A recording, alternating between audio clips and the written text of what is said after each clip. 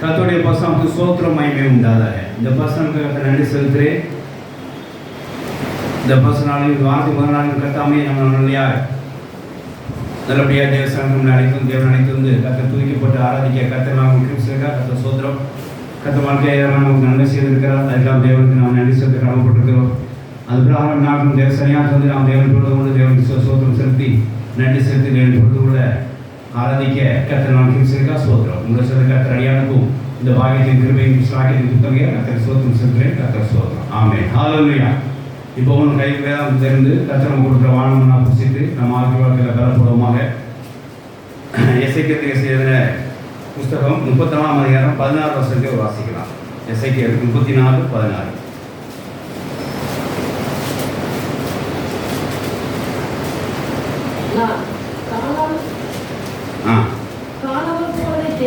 நான் காணாமல் போனதை தேடி திரும்ப கொண்டு வந்து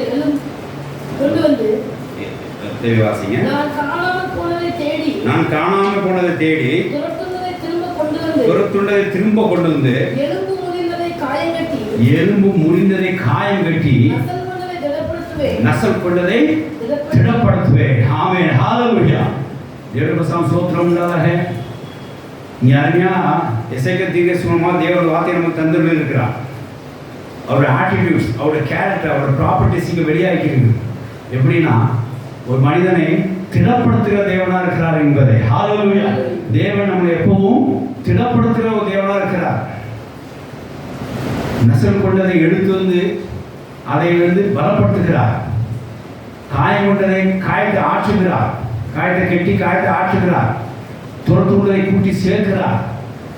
எப்படியும் ஆடுகளை அங்கே என்ன எப்படி விடவில்லை, அம்போனோ திக்கற்றுவதாய் விட்டு விடவில்லை. தேவனுக்கு ஸ்தோத்திரம். இந்த எசேக்கியேல் 34 எல்லாம் பார்த்தீங்கன்னா எதை குறித்து சொல்லப்படுது அப்படின்னா, அந்த ஊழியர்கள் தப்பு பண்ணும்போது கர்த்தர் அந்த ஊழியரை தண்டிக்காமல் அவற்றிலிருந்து ஊழியரை விலக்கி அந்த ஊழியரிலிருந்து அந்த ஆடுகளை விலக்கி பாதுகாத்து அவங்க திடப்படுத்தி பாதுகாக்கிறவுடைய ஒரு பைபிள் ஸ்டடியோட காரியத்தை இதில் பார்க்கலாம். ஊழியர்கள் தப்பு பண்ணும்போது அந்த ஆத்மாவை யார் பார்க்குறா? தேவனே தலையிட்டு அவன் திடப்படுத்துகிற விதத்தை இங்கே பார்க்கலாம். தேவனுக்கு ஸ்தோத்திரம் உண்டாதாக. அந்த ஊழியர்கள் தப்பு கொண்டு சொல்லாமல் வழி விட்டு விலகி போகும்போது அந்த ஆத்துமாக்களை அந்த மேற்பர்கள் வழி விட்டு விலகி போயிருந்தால் அந்த ஆத்துமாக்களை அந்த ஆடுகளை தேவனே தலையிட்டு திடப்படுத்துகிறதை அங்கு பார்க்கிறோம். தேவனுக்கு ஸ்தோத்திரம் உண்டாதாக. ஆகையினாலே நம்ம தேவன் நம்மளை திடப்படுத்துகிற தேவன். ஹல்லேலூயா. நம்மளை திடப்படுத்தி நம்ம பலப்படுத்தி நம்மளை நிலைநிற்க செய்கிற தேவன். ஹல்லேலூயா. அது மாத்திரமல்ல, நம்மளை திடப்படுத்தி நம்மளை பலப்படுத்தி அடுத்த நிலைக்கு அழைத்து செல்ற தேவனா இருக்கிறார். ஆமென். ஹல்லேலூயா. இதெல்லாம் தேவன் நம்மளை திடப்படுத்துகிற விதங்கள்னு சொல்லி நாம் பார்க்கிறோம். கர்த்தருக்கு ஸ்தோத்திரம் உண்டாதாக. தேவன் நம்மளை திடப்படுத்துவார். எப்படி என்றால் ஃபர்ஸ்ட் பாருங்க, அவர் நம்மோடு இருக்கிறார்ன்றதை காண்பிப்பார். தேவன் இந்த ஆட்களே நம்ம பார்க்கக்கூடிய செய்தியோட சாராம்சம் என்னன்னா, தேவன் நம்மளை திடப்படுத்துகிற விதம். ஃபர்ஸ்ட் என்ன செய்யுமா, அவர் நம்மோடு இருக்கிறது நம்மளை என்ன செய்வார், அவர் நம்மளை காட்டுவார். ரெண்டாவது, நம்ம இருக்கிற ஸ்டேஜில் பலப்படுத்துவார், அதை கம்ஃபோர்ட் பண்ண செய்வார், திடப்படுத்தி அந்த இருக்கிற நிலையிலே அவர் உங்களை ஸ்ட்ராங் படுத்துவார். மூன்றாவது, ஒரு ஒரு தீர்க்கதரிசனமுள்ள காரியம், மூணாவது காரியம் எப்படி அவர்கள் திடப்படுத்த நீங்கள் அறியலாம் அப்படின்னா, அவர் ஒரு புது ஆசீர்வாதத்துக்குள்ளே, ஒரு புது வழிக்குள்ளே, அந்த வசனத்துக்கு நேராக, அந்த வாக்குக்கு நேராக புதிய வாசல்களையே உங்களுக்கு காட்டுவார். ஹல்லேலூயா. புதிய வாசல்களையே உங்களுக்கு காட்டுவார். இப்படி 3 பகுதிகளாக நீங்கள் ஆண்டவர் திடப்படுத்துகிறதை பார்க்கலாம். ஒன்று, அவர் தேவன் நம்மோடு இருக்கிறார், அவர் என்ன செய்வார், நம்மளுக்கு காட்டுவார். ரெண்டாவது, அவருடன் நம்மளை காட்டி இருக்கிற நம்ம இருக்கிற நிலையிலே நாம் சோர்ந்து போகாபடிக்கு, நாம் பலனது போகாபடிக்கு இருக்கிற நிலையை கம்ஃபோர்ட் பண்ண செய்வார், அதை திடப்படுத்துவார், பலப்படுத்தி அதை நிலையை வைப்பார், இருக்கிற ஸ்டேட்டஸ்ல ஸ்ட்ராங் பண்ணுவார், ஸ்ட்ரென்தன் பண்ணுவார். மூன்றாவது, அது அப்படியே அந்த தேக்க நிலையை நம்மளை விட்டு விடாதபடிக்கு அடுத்த நிலைக்கு, அடுத்த புதிய வாசலுக்கு, புதிய வாழ்வுக்குரிய, அதை அடுத்து என்ன செய்ய வேண்டிய காட்டி நம்ம அதுக்குள்ள நுழைந்து அதை நமக்கு காட்டுவார், அதுக்குள்ள அந்த ஆசீர்வாதத்தில் கொண்டு செல்வார். இப்படி 3 விதமாக தேவன் நம்ம திடப்படுத்துகிறதை நாட்டில் வேதம் வழியாக நம்ம பார்க்கலாம். ஹல்லேலூயா. எப்படி தேவன் நம்மளை திடப்படுத்துவார். ஹல்லேலூயா. தேவன் நம்மை பலப்படுத்துகிறார், தேவன் நம்மை திடப்படுத்துகிறார், அவருடைய வார்த்தையினாலே நம்ம திடப்படுத்துகிறார். தேவனுக்கு ஸ்தோத்திரம் உண்டாக. ஆனால் கொண்டும் சின்ன பிரச்சனைகளா சோர்ந்து போய் மாண்டு விடாதீங்க. திடப்படுத்துகிற தேவன் நம்மோடு இருக்கிறார். ஹல்லேலூயா. திடப்படுத்தி பலப்படுத்தி நம்மளை நிலைநிற்க செய்கிற தேவன் நம்மோடு இருக்கிறார். திடப்படுத்தி பலப்படுத்தி அடுத்த வழிக்கு அவங்க அழைத்து செல்ற தேவன் நம்மோடு இருக்கிறார். ஹல்லேலூயா. இதெல்லாம் அவருடைய ப்ராப்பர்ட்டிஸ், அவருடைய கேரக்டர், அதாவது அவருடைய குணாவசியங்கள். இது ஒன்று மேற்கே 12-14 குணாவசியம் பார்த்து கொண்டு வர வருஷத்துல அதிலே இது ஒன்று திடப்படுத்துகிற தேவன் என்று சொல்லி பார்க்கிறோம். கர்த்தர் சோத்திரம் உண்டாக. ஆகையால் இங்கே சங்கீதக்காரர் அருமையான வார்த்தை சொல்லியிருக்கிறார். 41ஆம் அதிகாரம் 7ஆம் வசனத்தை வாசிக்கும் போது அவர் இதை உணர்ந்திருக்கிறார். கர்த்தர் கூட இருந்து நம்ம என்ன செய்யறா உணர்ந்திருக்கிறார். அதுக்கு முதல்ல என்ன தெரியணும் அப்படின்னா, தேவன் எப்படி நம்ம திடப்படுத்துகிறோம். முதல் பாயிண்ட் என்னன்னா, அவர் நம்மோடு இருக்கிறாங்கிறதை நீங்க ஏற்றுக்கொள்ள வேண்டும். அவர் நம்மோடு இருக்கிறதை ஏற்றுக்கொள்வதை பற்றி நான் சொல்லவில்லை. அதாவது அவர் நம்மோடு இருக்கிறதை உணர வேண்டும். தேவ பிள்ளைகள் எப்போவுமே ஒரு காரியத்தை தெளிவாக அறிந்து கொள்ள வேண்டும். தேவன் நம்மோடு தான் இருக்கிறார் என்பதை. ஹல்லேலூயா. முதலாவது திடப்படுத்துகிற விதம் அவர் நம்மோடு இருக்கிறாருங்கிறத நம்ம விசுவாசிக்கிறோமா பார்த்து கொண்டு நம்ம கூட இருக்கிறதே அவர் அங்கே நிரூபிப்பார். வாசிக்கலாம். சேனையின் கர்த்தர் நம்மோடு இருக்கிறார். யாக்கோபின் தேவன் நமக்கு உயர்ந்த அடைக்கலமா இருக்கிறார். ஹல்லேலூயா. சேனையின் கர்த்தர் நம்மோடு இருக்கிறார். இதே மாதிரி விசுவாசிக்க வேண்டும். அதிலே 11ஆம் வசனம் வாசிங்க. சேனையின் கர்த்தர் நம்மோடு இருக்கிறார். யாக்கோபின் தேவன் நமக்கு உயர்ந்த அடைக்கலமா இருக்கிறார். ஹல்லேலூயா. எப்பவுமே தேவன் நம்மோடு இருக்கிறார் காரியத்தை நீங்க முதல்ல உணர வேண்டும். அப்பதான் நீங்க கர்த்தருக்குள்ள என்ன செய்ய முடியும்? திடப்பட முடியும்.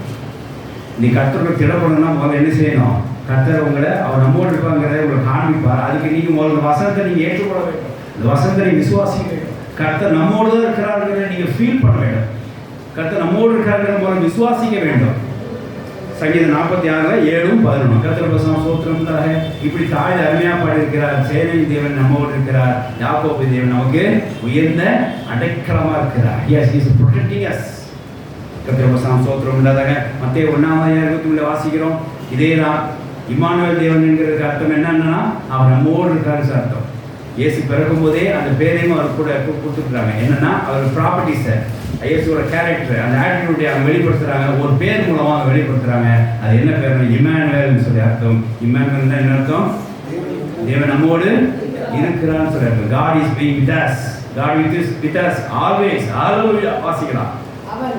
இதோ ஒரு கன்னிகை கர்ப்பவதியாகி ஒரு குமாரனை பெறுவாள். அவருக்கு இம்மானுவேல் என்று பெயரிடுவார்கள் என்று சொன்னார். இம்மானுவேல் என்பதற்கு தேவன் நம்மோடு இருக்கிறார் என்று அர்த்தம். இது ஏசாயா தீர்க்கதரிசி வசனத்தை இங்க கோட் பண்ணி காட்டுறார். அது பிரகாரம் இயேசு பிறப்பார். ஒரு கன்னி ஒரு குமாரன் இருப்பார். அந்த பிள்ளை பேர் இம்மானுவேல் பேரிடுவாயாக. அந்த இம்மானுவேல் என்றும் நம்மோடு இருப்பான்னு சொல்லி தேவன் நம்மோடு இருப்பான் அர்த்தம் என்று சொல்லி அந்த தீர்க்கதரிசி பிரகாரம் நடக்க போது அதுக்கு நீ இயேசு பேரிடுவான்னு சொல்லி அங்கே மரியாதை சொல்ல வார்த்தையை பார்க்கிறோம். தேவனுக்கு சோத்திரம் உண்டாதாக. இது என்ன தெரியுது அப்படின்னா, தேவன் அவருடைய கேரக்டர்ஸ் அவருடைய ப்ராப்பர்ட்டிஸ் என்ன, அவர் நம்மோடு இருக்கிறார் என்பதை. ஹல்லேலூயா. எப்பவுமே இந்த வார்த்தையை தேவஜனங்கள் மறந்து விடுறோம். தூக்கத்தினாலும் சரி, என்ன செய்யணும், விழிச்சிருந்தாலும் சரி, தேவன் நம்மோடு இருக்கிறத நீங்க எப்பவுமே என்ன செய்யணும்? உணர வேண்டும், நம்ப வேண்டும், விசுவாசிக்க வேண்டும், ஏற்றுக்கொள்ள வேண்டும். தேவனுக்கு சோத்திரம் உண்டாதாக. இப்படி இயேசு நம்மோடு இருக்கிறாங்கிறத நீங்க நம்பி விசுவாசிக்கும் போதுதான் அவர் நம்மோடு இருக்கிறாங்கிறத உங்களுக்கு என்ன செய்வார்? வெளிப்படுத்துவார். ஹல்லேலூயா. கர்த்தருக்கு சோத்திரம் உண்டாதாக. இதோ சகல நாட்களில் நாம் உங்களோடு இருக்கிறேன் என்று இயேசு சொன்னார். அது என்ன அர்த்தம்? இயேசு பரணி ஏறிவிட்டார். சகல நாட்களில் உங்களோடு சொன்னா என்ன அர்த்தம் அப்படின்னா, அவர் பசுத்தாவை நமக்கு அன்பு கொடுத்து அவர் என்றென்றும் நம்ம நிற்க செய்கிறார். என்றென்றும் நம்ம கூட இருக்க செய்கிறார். அப்போ பாருங்க, இயேசு சகல நாட்களில் நான் உங்களோடு இருக்கிறேன்னு சொல்லி மத்தேயு கடைசி அதிகாரத்தில் கடைசி வசனங்களை நாம் வாசிக்கிறோம். இயேசு சொன்னதை அவர் சகல நாட்களிலும் உலகத்துக்கு சகல கடையாந்திரமும் நான் உங்களோடு இருப்பேன் என்று சொல்ல வாசிக்கிறார். வாசிக்கிறோம் மத்தேயு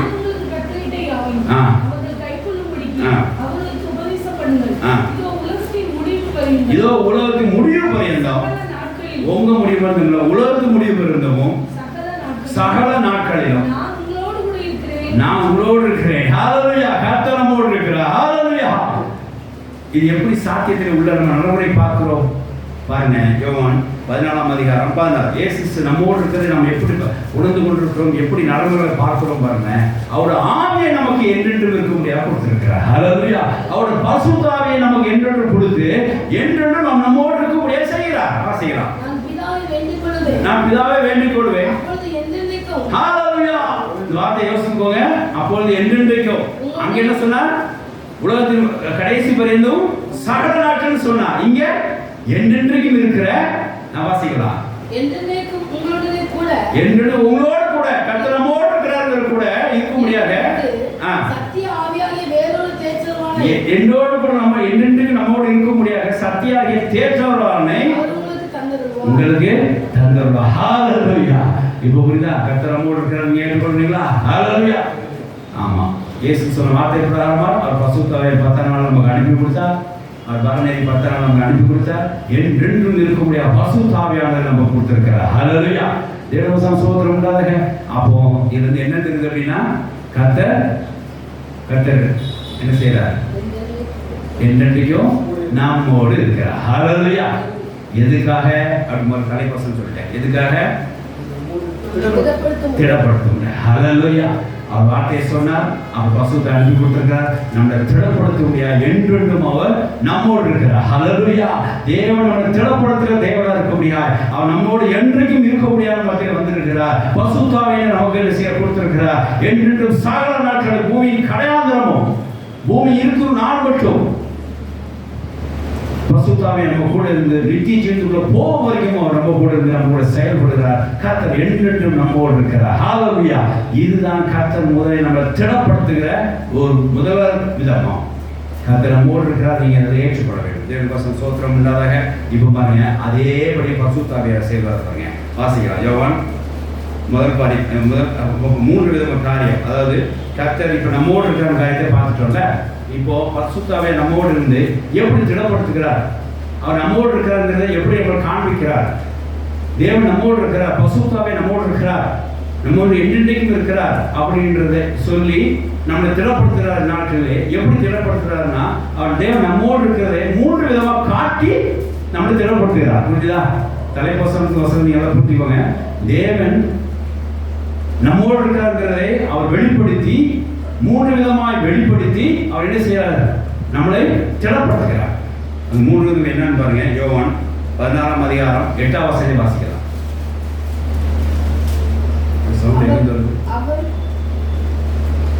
அவர் வந்து யோவான் 16:8. அவர் வந்து பாவத்தை குறித்தும் சொல்லுங்க, நீதியை குறித்தும் நியாய தீர்ப்பை குறித்தும் உலகத்தை கண்டித்து உணர்த்துவார். தேவனுக்கு ஸ்தோத்திரம் உண்டாதாக. அவர் அதாவது சத்தியவான் வருவார், சத்திய ஆவியாகிய தேற்றவான் வருவார். அவர் என்றென்றைக்கும் உங்களோடு இருப்பார். என்றென்றைக்கும் உங்களோடு என்ன பண்ணுவார்னா என்ன பண்ணுவார்? என்றென்றைக்கும் உங்களோடு என்ன பண்ணுவார்? பசுத்தாவியினர் திடப்படுத்துவார், கம்ஃபர்ட் பண்ணுவார். 3 விதமாக பண்ணுவார். எப்படின்னா எப்படி முதல்ல ஆண்டு சொல்லிட்டாரு, தேவன் நம்மோடு இருக்கிறார் சொல்லிட்டார். எப்படி இருக்கிறார்? பசுத்தாவே நம்ம கூட என்றென்றைக்கும் இருக்கிறனால நம்மோடு இருக்கிறாங்கிறதை அவர் சொல்லிட்டார். சரி, இப்போ பசுத்தாவே பண்ணிட்டார். என்றென்றைக்கும் நம்ம கூட இருக்கிறார், நம்ம கூட இருக்கிறார். இப்போ அவர் நம்ம கூட இருக்கிறாங்கிறத வெளிப்படுத்துகிறார். எப்படி வெளிப்படுற? முதல் விதம், அதாவது 16:8 வாசிக்கும் போது அவர் உங்க கூட இருக்கிறார். எப்படி உணரலன்னா, நீங்க செய்த பாவத்தை உங்களுக்கு என்ன செய்வார்? கடிந்து கொள்வார், உணர்த்து அருள்வார். இது தப்புன்னு சொல்வார், இது சரியில்லைம்பா, இது சரின்னு சொல்வார். இப்படி ஒரு மனசாட்சியில உங்களுக்கு ஒரு டச் உண்டாச்சுன்னா பசுத்தாவே உங்களோடு இருக்கிறாங்கிறத என்ன செய்யறார்? வெளிப்படுத்துகிறார். ஹல்லேலூயா. நான் அடிக்கடி சொல்றேன், ஸ்டேட்டஸ்ல தான் போட்டிருப்பேன். நாம செஞ்ச பாவம் நமக்கே தெரிந்ததானால், நாம செஞ்ச பாவம் நமக்கே தெரிந்ததானால், நமக்கே உணர்த்தப்பட்டால் தைரியமா இருங்க. தேவன் நம்மோடு இருந்து உணர்த்துகிற ஒரு காரியமாகும். ஹல்லேலூயா. தேவன் நம்மோடு இருக்கிறார்னு சொல்லி அர்த்தம். தேவ பிள்ளைகள் இந்த வார்த்தையை நம்ம புரிஞ்சுக்கோங்க. தேவன் நம்மோடு இருக்கிறத எப்படி உறுதிப்படுத்துறாங்கன்னா, நாம செஞ்ச பாவம் நமக்கே தெரிஞ்சு போச்சுன்னா பசுத்தாவியா நம்ம கூட இருந்து நம்ம என்ன செய்யறார்? திடப்படுத்துகிறார். எப்படி திடப்படுற? ஐயா இதை செய்யாத, இது தப்பு அவருக்கு திடப்பட நம்ம என்ன செய்யற? உடனே கம்ஃபர்டபுளா ஆயிரும். நம்ம பெரிய விஷயம் தெரியுமா? நம்ம சில நேரத்தில் நமக்கு ஒரு மாதிரி இருக்கும். என்ன அப்படின்னா, எந்த தப்பு விட்டுனே நமக்கு தெரியாத ஒரு நிலை வந்துடும். அப்படி தலை சுற்றி கலந்த மாதிரி தெரியும். என்ன பண்ணி தொலைச்சு, ஏன் இப்படியாச்சு, ஏன் இப்படியாச்சு, ஏன் இப்படியாச்சு. அப்போது யாராவது வந்து நீ அதை செஞ்சதுனால இப்படியாச்சு தெரியுமா உனக்கு அப்படின்னு சொன்னால் அவங்கள பார்த்து தெய்வமாக தெரியும்.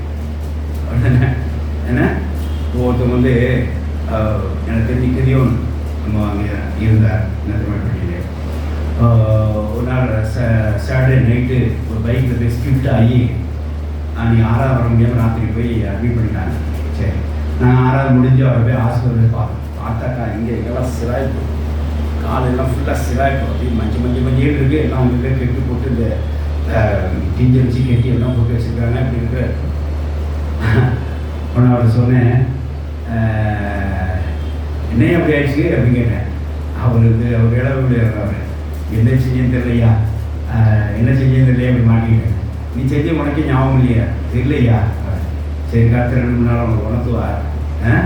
என்ன கர்த்தர் உங்க கூட இருந்து செயல்பட முடியாது, நீ ஜெபம் பண்ணு, கர்த்தர் 2 நாள் உணர்த்துவார், நீ செய்த பாவம் என்ன உணர்த்துவார் அப்படின்னு. அப்புறம் ஒரு 10 நாளாச்சும் சரியாக வந்தான். ஐயா எனக்கு புரிஞ்சு போச்சு, என்ன இருந்தாலும் அந்த அடிப்படைன்னு சொல்லி அதை நான் பாதிக்கப்பட்டேன். ஹல்லேலூயா. பாருங்க, அவர் அது வரைக்கும் தலை சுற்றிட்டு இருக்கு.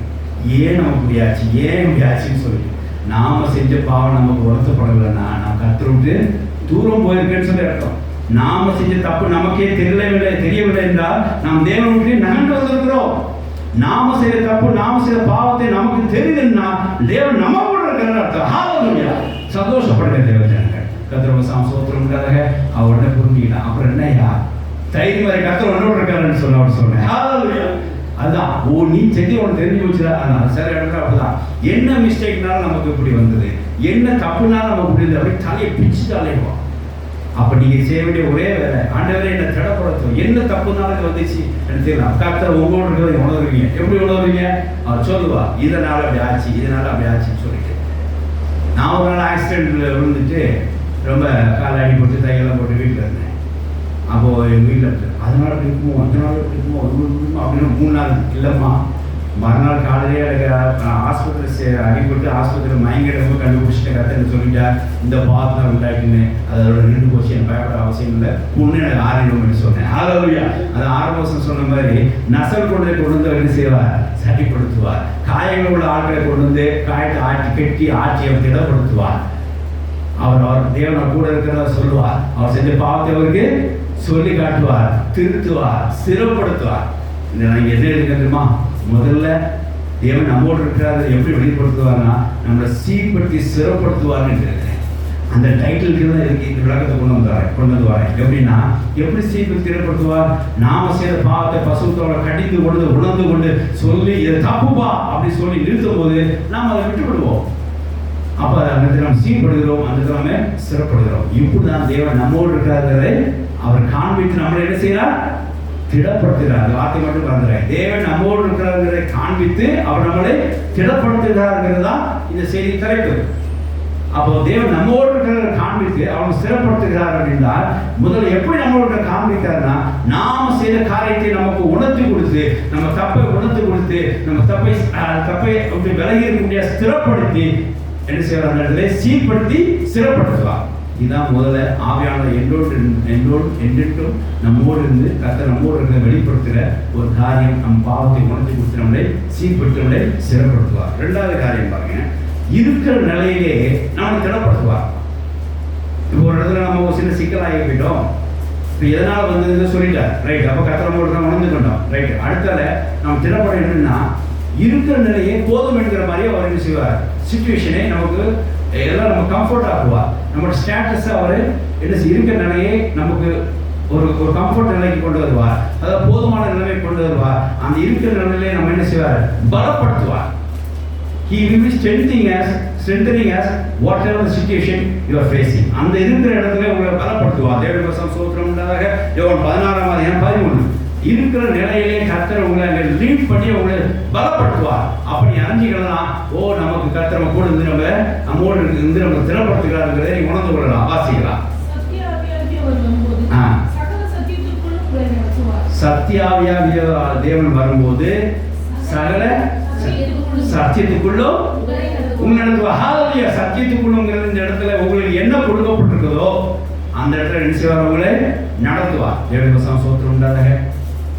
நம்ம திடீர்னு 50,000 சம்பளம் வாங்கிட்டு இருப்போம், திடீர்னு 30,000 சம்பளம் மாறிடும். பிஸ்னஸ் பண்ணுறவங்க அப்படிதான். ஒரு மாதம் 50,000 கிடைக்கும், ஒரு மாதம் 30,000 கிடைக்கும், ஒரு மாதம் 1,00,000 கிடைக்கலாம். இப்போ நமக்கு வேண்டியது என்ன தெரியுமா? அந்த 30, 50, 1 லட்சம் அல்ல. நம்ம வேண்டியது என்னன்னா, என்ன வந்தாலும் கர்த்தர் நம்மோடு இருந்து அந்த அந்த தேவைகள் செய்யணும். சந்தைக்கு முடியாது அந்த மாதம் சம்பளம் வந்தால் போதும். ஹல்லேலூயா. அப்படி வந்துருச்சு அப்படின்னா அந்த மாதம் சம்பளத்துக்குள்ளே உங்கள் வாழ்க்கை அந்த மாதத்தை நீங்கள் கழித்து விட்டீர்கள். இருக்கிற நிலையிலே உங்களுக்கு போதுமானதை ஆக்கி விட்டீர்கள். இருக்கிற நிலையிலே உங்களுக்கு அது ஃபிட் ஆகிவிட்டது. இருக்கிற நிலையிலே நீங்கள் கர்த்தர் உங்களை என்ன செஞ்சுக்கிறார், அதை போதுமானதை ஆக்கி அதை திருப்திப்படுத்திட்டார் அப்படின்னா கர்த்தர் உங்களோட இந்த மாதத்தில் செயல்பட்டிருக்கான்னு சொல்லி அர்த்தம். ஹல்லேலூயா. திடீர்னு ஒரு மாதம் சம்பளம் கூடும், சரி சம்பளம் குறையும், அது முக்கியம் இல்லை. ஆனால் அந்த வந்திருக்க சம்பளத்தில் நீங்கள் அந்த மாதம் திருப்தி ஆகிட்டீங்கன்னா அது தேவன் கூட இருக்கிறான்னு சொல்லி அர்த்தம். ஹல்லேலூயா. அதான் முக்கியம். ஆனால் அதை விட்டுட்டு குறை சொல்லிட்டீங்க அப்படின்னா தேவனுக்கு நீங்கள் என்ன செஞ்சிட்டீங்க, விலகி. என்னைக்குமே தேவன் நீங்கள் குறை சொல்லிட்டீங்கன்னா தேவனுக்கு நீங்கள் தான் விலகி இருக்கீங்க. கர்த்தர் உங்களோட இல்லை, கர்த்தர் உங்களோட தான் இருக்கிறார். ஆனால் நீங்கள் குறை சொல்ற மிச்சமாக தேவன் விட்டு நீங்கள் தான் விலகி இருக்கீங்க. எப்படி கர்த்தர் உங்களுக்கு திடப்படுத்திருக்கு, அவரை நீங்கள் எப்படி ஒப்பு கொடுக்குறீங்களே, அப்போ என்ன செய்யணும், கர்த்தர் நம்மோடு இருக்கிறார். அவர் எந்த நிலையிலே எனக்கு போதும் என்கிறத மனப்பான்மை தருகிறார் அப்படின்னு சொல்லி நீங்கள் திடப்படுத்தக்குள்ள நீங்கள் வர வேண்டும்.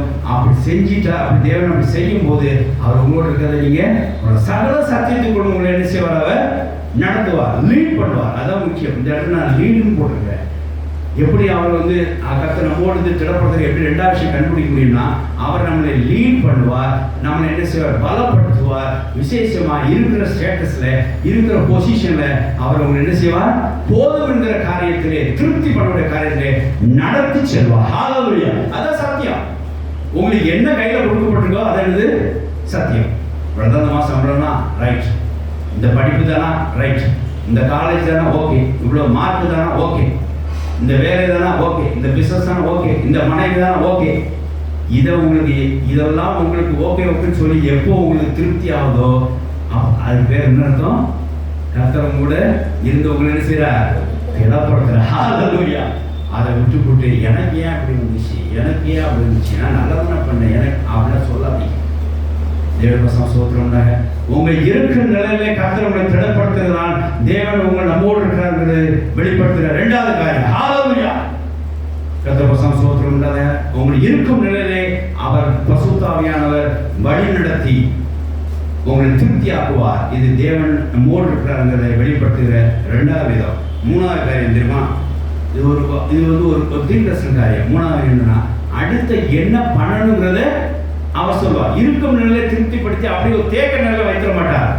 அடுத்த ஸ்டேஜ்ல நீங்க என்ன போடணும் அப்படின்னு சொல்லிட்டு வாக்குத்தத்தத்தையும் கொடுப்பார், வாசல்களை திறப்பார், புதிய பதில்களை காட்டுவார், புதிய ஆசீர்வாதத்தை காட்டுவார், காட்டி அதை நேரம் செய்வார், அழைத்து செல்வார். ஹல்லேலூயா. அதை தருவார் நான் சொல்லல, புதிய வழியை காட்டி உங்களை என்ன செய்வார், அழைத்து செல்வார். ஹல்லேலூயா. இதை கர்த்தர் நம்மோடு இருந்து நம்ம திடப்படுத்துகிற மூணாவது காரியமா, ரொம்ப முக்கியங்க. நம்ம அடுத்தால என்ன செய்யறது தெரியாம முடிச்சுட்டு இருக்கோம், பிதிங்கிட்டு இருக்கோம்.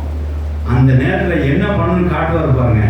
புது வீடோ, புது வேலையோ, புது காரியமோ, புது பிசினஸோ, புது ஐடியாவோ, புது ஐடியாலஜியோ காட்டுவார். பேருக்கு காமிச்சாரு பாருங்க, நான் உங்களுக்கு ஒன்றுமில்லை ஆண்டவரே அப்படி தலை பிதிங்கி இருக்கிறேன். அவ்வளோ தூரம் அவ்வளோ எக்ஸ்பர்ட், மீனோட எக்ஸ்பர்ட். ஆனால் கை கேட்டதில்ல ஒரு மீன் இல்லை, ஒன்றுமில்லை ஆண்டவர். கர்த்தரை கொடுத்தா ஐடியாவை வலை எங்க போடு போட்டு இந்த இடத்துல போடு அப்படின்னா போட்டாங்க, அழுனாங்க, தூக்கவே முடியல. அதுதான் இயேசு எப்படி கம்ஃபர்ட் பண்ணுவார் ஒரு ஆளை, தேவன் ஒரு ஆளை எப்படி கம்ஃபர்ட் பண்ணுவார், புது ஐடியாலஜி அங்கே திறப்பார், புது வாசல் திறப்பார், அடுத்த நிலைக்கு அவங்கள எடுத்து செல்வார். ஹல்லேலூயா. சில பேர் சொன்னா நீ ஒன்றும் கிடைக்கல, உனக்கு அதான் மீதி, என்ன பாவம் பண்ணி வந்துரு கரையேறு அப்படிமா. அப்படி கிடையாது. தேவன் என்ன செய்வார், கூப்பிட்டு என்ன தப்புனா உனக்கு கிடையாது, நீ ஏதாவது சிக்கலை மாட்டிட்டீங்கன்னா உங்களை எப்படி கருத்து திடப்படுத்துவா, என்ன தப்பு உனக்கு ஆச்சு, கபார் இந்த தப்புனாலும் ஆச்சு அப்படியாண்ட. சரி அடுத்த சரி இருக்கிற நிலையில் நான் உனக்கு பத்திரமா வச்சுக்கிறேன், இந்த நிலை உனக்கு போதுமான மாதிரி காட்டிக்கிறேன், உனக்கு செஞ்சு கொடுத்துறேன் அப்படின்ற நிலை கவனம் கொடுக்குறோம். மூணாவது அடுத்தால என்ன பண்ணணுங்கிறதை காண்பிப்பா. அதுதான் நம்ம தேவன். ஹல்லேலூயா. அப்படிதான் தேவன் நம்மளை பலப்படுத்துகிற விதம். என்றென்றைக்கும் கர்த்தர் உங்களோட இருந்து உங்களை திடப்படுத்த முடியாது செய்வார். என்றும் கர்த்தர் நம்மோடு இருக்கிற, நம்மோட வார்த்தை பிரகாரமாய் நம்ம கூட இருந்து நம்மளை திடப்படுத்துவார். எப்படி நம்ம செய்த பாவத்தை அவர் உணர்த்தி காட்டி அதை சீர்படுத்தி சிறப்படுத்துவார். இரண்டாவது அவர் என்ன செய்வார், இருக்கும் நிலையிலே போதும் என்ற மனப்பான்மையுடைய வேலை செய்யத்தக்கதாய் நம்மளை திருப்தியாக்கி அந்த நிலையை என்ன செய்வார்? பலப்படுத்துவார். மூன்றாவது, அதே நிலை தக்க வைக்காதபடிக்கு அடுத்த நிலைக்கு புதிய வழிக்கு அடுத்த என்ன செய்யுங்கிறத எடுத்து காண்பிப்பார். இப்போ வாசிங்கன்னா யோவான் 16ஆம் அதிகாரம் 13 வாசிங்க. 13 பிற்பகுதி வாசிங்க. சத்தியாவியாக வரும்போது சர்வ சத்தியத்திற்கு உங்களை நடத்துவார். அவர் தம்மை சுயமாய் பேசாமல் நாம் கேள்விப்பட்டவைகளை யாவையும் சொல்லி முதல் பகுதி அந்த ரெண்டாவது காரியத்தில் வாசிங்க. 16-13 சத்தியாவே தேவன் உங்களுக்கு வரும்போது அவர்கள் சகல சத்தியத்துக்குள்ளே நடத்துவார். இப்போ 3ஆம் பாயிண்ட் பார்க்குறோம். என்னன்னா அவர் அடுத்த வழிக்கு என்ன செய்வார்? புதிய வாசலை காட்டி அறிவிப்பு தீர்க்கசமா சொல்லி அடுத்த புதிய வழியை என்ன செய்வார்? இன்னொரு ஸ்டேஜுக்கு உங்களை அழைத்து கொண்டு போவார். அந்த வசனத்துக்காக வாசிக்கிறீங்க. வாசிங்க. நாம் கேள்விப்பட்ட யாவையும் சொல்லி இங்க என்ன பாயிண்ட் வருது? வரப்போகிற நாளைக்கு நீ செய்யக்கூடிய காரியத்தை, நீ காலை வைக்க, இனி அடுத்த நீ காலை வைக்கக்கூடிய காரியத்தை, அடுத்த நீ செய்ய வேண்டிய காரியத்தை, அடுத்த உனக்கா ஓபன் பண்ணியிருக்கிற காரியத்தை கர்த்தர் சொல்லுவா. பரிசுத்த ஆவியானவர் ஹalleluya. நீ செய்ய வேண்டியதை உனக்கு கர்த்தர் உனக்கு சொல்லுவா. பரிசுத்த ஆவியானவர் நீ நாளைக்கு வரப்போகிற கர்த்தர் உனக்கு அறிவிப்பா. நிச்சயமா அறிவிப்பா. கர்த்தர் நம்மோடு இருக்கிறத விசுவாசிங்க. கர்த்தர் இப்படிதான் அவர் நம்மோடு இருந்து திடப்படுத்துகிற மூன்றாவது காரியம், வரப்போகிற காரியத்தை உங்களுக்கு நிச்சயமா அறிவிப்பா. வாசிக்கலாம். வரப்போகிற காரியத்தை குறித்து வாசிக்க முடியுங்க. வரப்போகிற காரியத்தை குறித்து உங்களுக்கு யாவையும் அவர் அறிவிப்பார். என்னெடுத்து உங்களுக்கு அறிவிப்பதினால் என்னை மகிமைப்படுத்துவார். கர்த்தர் வசனம் சோத்திரம் உண்டாக. இப்போதான் இயேசு கிறிஸ்துவோட ஆசீர்வாதம் நமக்கு கிடைக்கும். பசுத்தோவையில் எப்படி வராதுங்க, அடுத்த என்ன செய்யணுங்கிறத வரப்போகிறத அறிவித்து இயேசு இந்த ஆசீர்வாதத்தை, அந்த அறிவிப்பு என்ன அர்த்தம்னா இயேசு இந்த ஆசீர்வாதத்தை உங்களுக்கு என்ன செய்யறார்? காட்டுகிறார். ஹalleluya. இயேசு வைத்த ஆசீர்வாதத்தை பரிசுத்த ஆவியானவர் அது வரப்போகிற காரியமாக சொல்லி அறிவித்து உங்களை காட்டி அடுத்த ஸ்டேஜுக்கு உங்களை அழைத்து கொண்டு போவார். அதுதான் தேவன் நம்மோடு இருந்து நம்மளை திடப்படுத்தி நம்மோடு இருக்கிறார்கிறதை காண்பிக்கத்தக்கதாய் நம்மளை திடப்படுத்துகிற மூன்றாவது காரியமாகும். தேவன் நம்மோடு இருக்கிறார் என்பதை, தேவன் நம்மோடு இருந்து நம்ம திடப்பட்ட காரியத்தை மூன்றாவது காரியமாக எப்படி வெளிப்படுத்துகிறார்? தேவன் நம்மோடு இருக்கிறார் என்பதையும் அவனோட திடப்படுத்துகிறது எப்படி மூன்றாவது வெளிப்படுத்துகிறார்னா, பரிசுத்த ஆவியை நம்மளை கொடுத்து அந்த பரிசுத்த ஆவியானவர் வரப்போகிற காரியத்தை இயேசு ஆசீர்வாதத்தை நமக்கு காட்டி அது நேரம் நம்மளே அவர் நடத்துகிறார். இப்படிதான் தேவன் நம்மோடு இருந்து திடப்படுத்துகிற மூன்றாவது காரியமா. தேவன் பசங்க சூத்திரம் இல்லாத இந்த மூன்று காரியத்தை லட்டு மாதிரி எழுதி வச்சுக்கோங்க. தேவன் நம்மோடு இருக்காத நம்மளை திடப்படுத்துகிறார். தேவன் நம்மளோடு நம்மளை திடப்படுத்துகிறார். அது எப்படி உணர்றீங்க? பரிசுத்த ஆவியானவர் கூட இருந்து நம்மளோட பாவத்தை உணர்த்தி காட்டுவார். ரெண்டாவது, நம்ம இருக்கிற நிலையிலே அவர் என்ன செய்ய நம்மள சந்தோஷமா வச்சு நம்மளை திருப்திப்படுத்துகிறார், லீட் பண்ணுவார். மூணாவது காரியம், அடுத்த என்ன செய்கிறத வரப்போகிற காரியத்தை காட்டி அதிலே உங்களுக்கு கொண்டு போவார். அடுத்து என்ன செய்ய சொல்லுவாங்க. சிலர் தான் வேகமாக வருவாங்க போவாங்க, எல்லாம் சம்பளம் வாங்க திருப்தியாக எல்லாம் பண்ணுவாங்க. அடுத்து என்ன பண்ணு தோணாது, அதிலே இந்த என்னமோ சொல்லுவாங்கல்ல, இந்த குடிச்சிட்டு குதிரை ஓட்டுற மாதிரி அதிலே சுற்றிட்டு இருப்பாங்க. அப்படி கிடையாது. அந்த அடுத்த ஸ்டேஜ் கட்டளை செய்வார், அடுத்து கொண்டு போவார். ஒரே ஊழியத்தில் அப்படியே இருந்து விடா அப்படிக்கு அந்த ஊழிய வளர்ச்சி நிலைக்கு கொண்டு போவார். ஒரே படிப்பில் அப்படி இருக்கிற அப்படிக்கு அடுத்த படிப்பை மேற்கொண்டு கொண்டு போவார். நான் 10th முடிச்சோடனே எனக்கு மார்க் கம்மியாகிட்டு மேற்கொண்டு +2 படிக்க வைக்கிறது எங்கள் வீட்டில் படிக்க நிப்பாட்டினாங்க. ஒரு வருஷம் நான் வீட்டில் பாக்கெட் பால் போட்டு தான் இருந்தேன். நான் வேலை செய்கிறேன். அப்புறம் எனக்கு அத்தை என்ன செய்தார், அவர் என்னை திடப்படுத்துகிற என்னை காண்பித்தார். அவர் என் கூட இருக்கிறாங்கிறத என்னை உணர்த்தினார். நான் ஒரு கொஞ்சம் கூட நம்பலை. தேவன் என்னோடு இருக்கிறாங்கிற கொஞ்சம் கூட நம்பலை. தேவன் என்னோடு இருக்கிறாருங்கிறதுக்கு எனக்கு ஒரு அறிகுறியே எனக்கு தெரியல. இன்னும் படிப்பு இல்லை எனக்கு. அந்த படிப்பை நிப்பாட்டினாங்க. என் கூட இருந்தெல்லாம் படிக்கிறாங்க, நான் என்னை நிப்பாட்டிட்டாங்க. காணாமல் என்னை வேலை வேற போக சொல்லிட்டாங்க. இப்படி என் வீட்டில் கொடுக்க சூழ்நிலை. ஆனால் தேவன் நம்மோடு என்னோடு இருக்கிறாருங்கிறதை நான் உணர முடியல. பொருளை நான் தேவன் தூரம் வந்திருக்கலாம் பாவத்தின் முக்கியமாக. கர்த்தர் எனக்கு ஒரு தேவதூதனுக்கு சில ஆட்களை காண்பித்து எனக்கு மறுபடியும் படிப்பின் வாசலை திறந்து கொடுத்தார். ஹல்லேலூயா. அப்போ தான் நான் உடனே தேவன் என்னோடு இருக்கிறார். He is comforting me. என்னை திடப்படுத்துகிறார். எப்படி திடப்படுத்தினா புதிய வாசலை காண்பித்தார். ஹல்லேலூயா. அதை ஞாபகம் வச்சுக்கோங்க. நீங்க இருக்கிற நிலையில நீங்க ஸ்திரப்படுத்தாமல் கர்த்தர் உங்களுக்கு புதிய வாழ்க்கையை காட்ட மாட்டார். இருக்கிற நிலையிலே நீங்க ஸ்திரப்பட்டியானால் அதில் பலப்பட்டினால் அடுத்த ஸ்டேஜ் உங்களுக்கு காட்டுவார். ஹalleluya. அதனால தான் ரெண்டாவது காரியத்தை என்ன பார்க்குறோம், கர்த்தர் இருக்கிற நிலையில் செய்கிறார், அவங்களை திருப்திப்படுத்துறார். திருப்திப்படுத்துறவங்க தான் மூன்றாவது நிலைக்கு கர்த்தர் செய்கிறார், புதிய வாசல் கலந்து கொண்டு போகிறார். தேவன் பசங்க சோத்திரம் உண்டாத என்ன உண்டாது பாருங்க. ஏன்னா அந்த ஒரு வருஷ காலத்தில் படிக்காம இல்லை, அதில் எனக்கு போதுங்கிற மனமே எனக்கு கத்தனை கொண்டு கொடுத்தார். ஆனால் எனக்கு தெரியல, கத்தை திறப்படுத்திட்டு இருக்காருங்க. இருக்கிற சோட்டுவான வாழ்க்கை அப்படின்னு சொல்லி நான் பாக்கப்படுத்தி வாழ்க்கையை ஓட்டி கொண்டு இருந்தேன் ஒரு வருஷமா. அதிலே கத்தனை என்னை ஸ்திரப்படுத்திருக்கிறார், என்னை பலப்படுத்திருக்கிறார். நான் சேர்த்து தவறுக்கு தான் படிப்பில் என்னை கோச்சிங்கிறத என்னை உணர்த்தினார், படிப்பில் மார்க்கு கொடுத்தினார். அந்த மார்க்குலாம் படிப்பே போனதுன்னு சொல்லி என்னை உணர்த்தினார். இது முதலே என்னை தேவனை திறப்படுத்த விதம். ரெண்டாவது விதம் என்ன தெரியுமா, அதுக்கப்புறம் ஒரு வருஷம் சும்மா இருக்கும்போது அந்த ஒரு வருஷம் நிலையிலே கர்த்தர் என்ன செய்தார், அந்த இருக்கிற நிலை போதும், இருக்கிற வேலையில் பாக்கெட் பருப்பு போட்டுருந்தேன். இது 40 லிட்டர் பால் ஒரு நாள் டெலிவரி பண்ணுவேன் காலை மாலை. அந்த வேலையை நான் போதும் என்று சொல்லி எனக்கு கர்த்தர் என்னை ஒரு பக்குவத்தில் வச்சிருந்தார். அதிலே கர்த்தர் என்னை ஒழுங்குபடுத்தும் விதமாய் மூன்றாவதை காண்பித்தார். மறுபடியும் என்னை படிக்க முடியாத, இன்ஜினியரிங் படிக்க முடியாத ஒரு வாசலை கர்த்தர் திறந்தார். ஹalleluya. வரப்போருக்காக எனக்கு அறிவித்தார், இப்படி செய்ய என்று சொல்லி கர்த்தர் அந்த இடத்திலிருந்து என்னை திடப்படுத்திய வாழ்க்கை நிலையே மாற்றினார். ஹalleluya. தேவனுக்கு ஸ்தோத்திரம் உண்டாக. என்னை திடப்படுத்தின தேவன் என்னோடு இருக்கிறார்களே நான் சாட்சியாக சொல்லி இருக்கிற தேவன் உங்களை திடப்படுத்துவாராக, உங்களையும் ஆப்ரேட் பண்ணுவாராக, அடுத்த நாளைக்கு உங்களை அழைத்து செல்வாராக, உங்களை திடப்படுத்துவாராக. ஆமென். ஹalleluya. தேவனுக்கு ஸ்தோத்திரம் உண்டாக. ஆகையினால நீங்க செய்ய வேண்டிய காரியம் என்ன தெரியுமா, எந்த சூழ்நிலை, எந்த சிக்கல் வந்தாலும், எந்த இடம் வந்தாலும் நீங்க செய்ய வேண்டிய காரியம் ஒன்றுதான், கர்த்தர் நம்மோடு இருக்கிறார். நீங்க அதை உணருங்க, அதை ஃபீல் பண்ணுங்க. அதை எப்படி ஃபீல் பண்ண அப்படின்னா, அவர்கிட்ட ஆண்டவரே நான் செய்த பாவம் இப்போ ரிவர்ஸில் வரேன். இது வரைக்கும் தேவனுக்கு எப்படி திறப்படுறது சொன்னான்னு சொல்லி பார்க்குறேன். இப்போ நாம் அதுக்கு எப்படி ஓந்து போகணுங்கிறது சொல்கிறேன். ஆண்டவரே நான் இப்போ கஷ்டத்தில் இருக்கிறேன், இந்த இக்கட்டில் இருக்கிறேன், இந்த சூழ்நிலை இருக்கிறேன், என்னை திறப்படுத்த ஆண்டவரே, நீ என்னோடு இருக்கிறதவா, என்னை திறப்படுத்த ஆண்டவரே, நான் இதுக்கான இந்த சூழ்நிலைக்கு வந்த காரணம் என்ன, என் நான் செய்த பாவத்தை என்னை உணர்த்தும் அப்படின்னு சொல்லி நீங்கள் என்ன செய்யுங்க, கேளுங்க. இப்போ இருக்கிறதுல என்னை பலப்படுத்தும் அப்படின்னு சொல்லி கேளுங்க. ரெண்டாவது. மூணாவது, அடுத்து நான் என்ன செய்யணுங்கிறத எனக்கு வெளிப்படுத்துங்க. வரப்போறக்காக என்ன செய்ய என்னை காட்டுங்க அப்படின்னு 3 காரியத்தை கொஞ்சம் ஜெபிக்கிறேன். ஏன்னா இந்த 3 காரியத்தை தேவன் நம்ம என்ன செய்யறார், திறப்படுத்துகிறார், நம்மளோட இருக்கிறத காண்பிக்கிறார். அப்புறம் ரிவர்ஸாக நீங்களும் வந்து என்ன செய்யுங்க, இந்த 3 காரியங்களை கரெக்டாக எனக்கு செய்ய பண்ணுங்க. நிச்சயமாக உங்கள் தப்பை உங்க உணர்த்துவார். இருக்கிற நிலையில் போதுங்கிற மாதிரி ஒரு சாட்டிஸ்ஃபேக்ஷன், ஒரு திருப்தியாக செய்வார். அடுத்து நீங்க என்ன செய்ய போறதையும் காட்டுவார். இப்படி இருந்துன்னா கர்த்தர் நம்மோடு இருக்கா, நீங்க என்ன செய்றீங்க, உணர்ந்துட்டீங்கன்னு சொல்லி அர்த்தம். ஹalleluya. தேவனுக்கு ஸ்தோத்திரம். இங்க ஒரு வேத பகுதியை வாசித்து இந்த செய்தியை முடிக்கலாம். அதாவது என்னாகும் 14ஆம் அதிகாரம் 27 33 ஒரு பகுதியும், 15 1 10 வசனம் வரைக்கும் பகுதி வாசிக்கும் போது நாம் ஒரு காரியத்தை அறிஞ்சிக்கலாம். இதில் 2 பேர் இதில் பார்க்கிறோம். ஒரு கூட்டத்தார் இயேசு நம்மோடு இருக்கிறார், தேவன் நம்மோடு இருக்கிறார் உணராத ஒரு கூட்டத்தார். இன்னொரு கூட்டத்தார் தேவன் நம்மோடு தான் இருக்கிறார் என்கிறத உணர்வுடைய ஒரு கூட்டத்தார். இப்போ நம்ம பார்த்த வசன பிரகாரமா இவங்க எப்படி இருக்கா பார்த்து நம்ம வாழ்க்கையில நம்ம சீர்படுத்திக் கொள்வோம். வாசிக்கலாம். என்னாம 14 27 33 வாசிக்கலாம். வருஷம்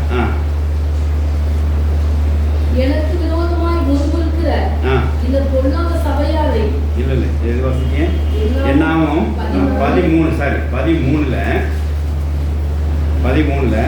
27 வசனங்களை பார்க்கிறோம்.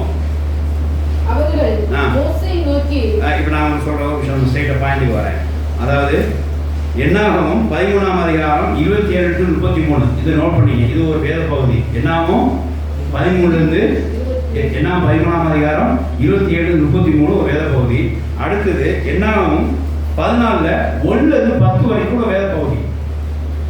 மொத்தத்தில் நான் என்ன சொல்ல வரேன்னா, என்னாகும் 13 to 27 இருந்து என்னாகும் 14 10ஆம் வசனம் வரைக்கும் இந்த வேத பகுதியை நம்ம பார்க்கலாம். இதுல 2 கூட்டத்தாரை பார்க்கிறோம். ஒரு கூட்டத்தார் இயேசு நம்மோடு இருக்காங்க உணராத கூட்டத்தார்.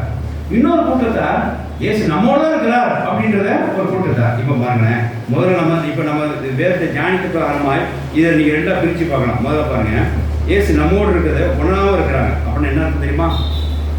ஃபர்ஸ்ட் பாயிண்ட் என்ன பாயிண்ட்? இயேசு நம்மோடு இருக்கிறாரு, நம்ம திடப்படுத்துகிறாரு. எப்படி நம்ம கண்டுபிடிக்கலாம்? முதல் பாயிண்ட் என்ன பாயிண்ட்? பாவத்தை உணர்த்து. நம்ம செய்கிற பாவம் நமக்கு தெரிய வருது. பாருங்க, என்னாகும் 14ஆம் அதிகாரம் 31 வாசிங்க. இங்கே உணரா ஜனங்கள்ங்கிறது ஏசு நம்மோடு இருக்கிற உணரா ஜனங்கள் இருக்கிறத பார்க்கலாம். என்ன 14:31 வாசிங்க. அவரோடு கூட போயிருந்த மனிதரோ சாரி, அதாவது 13:31 சாரி 13:31 என்ன 13:31 அவரோடு கூட போயிருந்த மனிதரோ நாம் போய் அந்த ஜனங்களோடு எதிர்க்க நம்மால் கூடாது, அவர்கள் நம்மை பார்க்கில் பலவான்கள் என்றார். பாருங்க, இங்கே தேவன் நம்மோட இருக்கிறத நினைச்சாங்க மறந்தாச்சு.